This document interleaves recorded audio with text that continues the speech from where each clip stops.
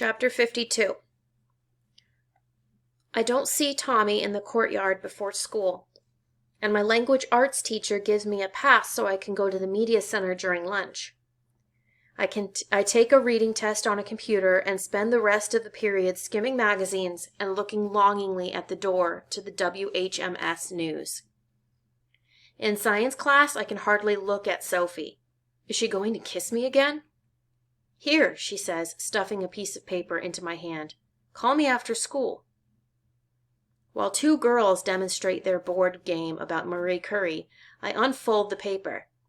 It's Sophie's phone number with 10 stars surrounding it. 10. I realize the only way I'll be able to call Sophie after school is if I make it home. So when the buzzer sounds, I tear out of class. I'm the first person in the courtyard. I get home so fast that I stop to get the mail on my way in. An ad for Zit Be Gone cream, the water bill, and Bubby's Oprah magazine. Nothing from Mom.